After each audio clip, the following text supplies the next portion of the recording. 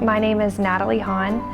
I was diagnosed with stage 3C ovarian cancer when I was 19, and that was July 24th, 2012. I was diagnosed this summer in between my freshman and sophomore year of college.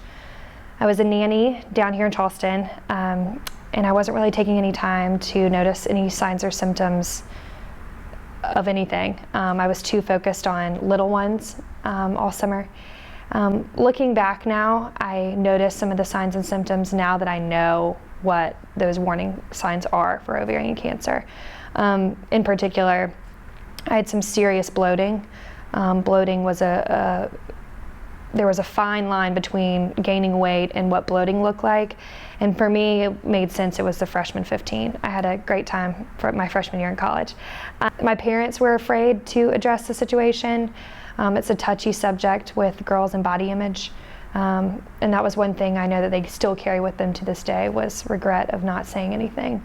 My cancer was found on a routine checkup with my primary care physician. She did the usual checkup before returning to school. This was something that I had postponed for a very long time. And my mother eventually said, "You've got to get to the doctor. You've got to just go get a checkup before you return to school." I was very hesitant. I didn't want to do it. I felt fine for the majority. Everything that I thought was supposed to be normal was normal. So I went to my PCP and had the normal checkup. She did the typical deep breath in, deep breath out, listened to my chest and breathing and all that. And then she started to move down to my abdomen, and that's when she found what then at the time we didn't know, but that was the tumor that was growing out of my left ovary.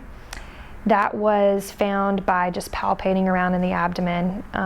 She asked me how long I had had that mass in my stomach, and I told her. I kind of laughed at first. I said I didn't even know I had a mass. Part of me was relieved that it wasn't all that weight that I thought that I was gaining, but rather it was maybe just an ovarian cyst or something, which did run in my family. She was actually, scary enough, was able to cup the mass. And that immediately was when I knew that something was seriously wrong. She ordered immediate ultrasound, CT, and blood work. And that following day, I went in for the ultrasound scans. And I'll never forget that day at 11:18 a.m. I received the phone call from my doctor. She called my personal cell phone, which I did ask her to do. I said, "I don't want to come into the hospital and hear this long speech. I'd rather you just call me and tell me the news." We knew it probably wasn't going to be something very favorable due to how fast we were acting on this. And I remember I got the call, and it was 11:18 a.m. and my parents, the doctor said, "Are your parents around? Could you put your phone on speaker and sit down?" And that was when the doctor told me that what we believe Natalie to have is stage 3C ovarian cancer. At the time, they didn't really know the stage, but they could tell that it was spreading. It was not just encased within that one ovary where they thought it was. It was clear that it had spread elsewhere. And at that point, they did call it dysgerminoma, which is a rare form of ovarian cancer. And at that point, we knew that it really wasn't good. She didn't give me too much information over the phone, but rather wanted to see me in person. She'd immediately scheduled an appointment with a gynecological oncologist, a specialist, and we were pleased with that decision. And the little bit of information that we were able to gather within that afternoon of hearing the news was that you have to go to a specialist. And that is one thing that I would really stress to other women who are diagnosed with ovarian cancer: go see a specialist. My GYN was not somebody that I needed to go see. He was knowledgeable, but he's knowledgeable in his field. A gyn-onc is totally different.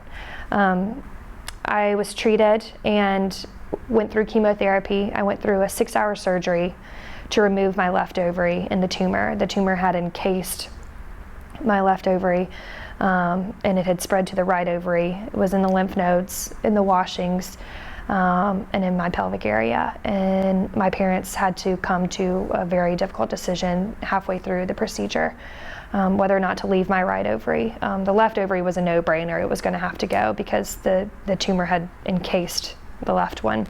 And my parents made the controversial decision, if you will, to leave the right ovary in hopes that one day later down the road I could have children.